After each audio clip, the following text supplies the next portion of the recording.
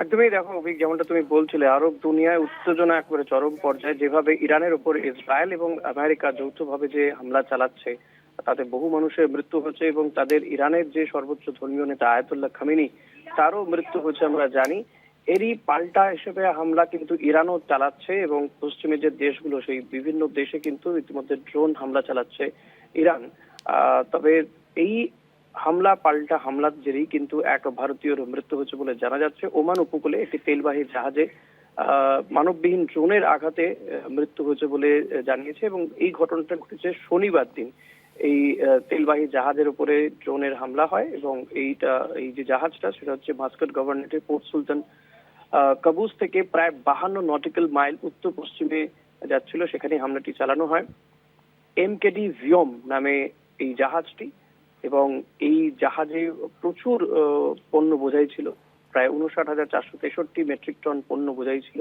শনিবার দিন এই মানববিহীন যে ড্রোন, তার দ্বারা হামলা চালানো হয় এবং এই হামলা কারা চালিয়েছে, ইসরায়েল আমেরিকা নাকি ইরান চালিয়েছে, সেটা এখনো পর্যন্ত নিশ্চিত নয়। তবে সোমবার দিন ওমানের পক্ষ থেকে কনফার্ম করা হয়েছে ওই জাহাজে থাকা ভারতীয়দের মধ্যে অনেকজন ভারতীয় ছিল।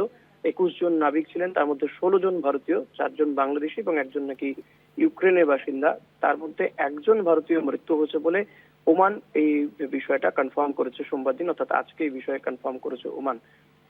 এরপরে তুমি তো জানোই এমনিতে যে সেখানে হামলা পাল্টা হামলা চলছে, যুদ্ধ পরিস্থিতি তৈরি হয়েছে। যদিও এই নিয়ে ইউর পক্ষ থেকে তারা বলছে যে এই মুহূর্তে যা পরিস্থিতি, তাতে একমাত্র কূটনৈতিক বোঝাপড়া, অর্থাৎ কথাবার্তার মাধ্যমে, আলোচনার মাধ্যমে সমস্যার সমাধান হতে পারে।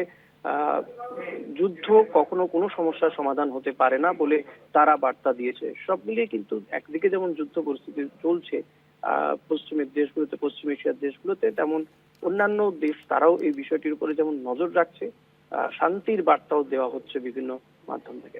একেবারেই। ঋষিদা, আমাদের সঙ্গে থাকো।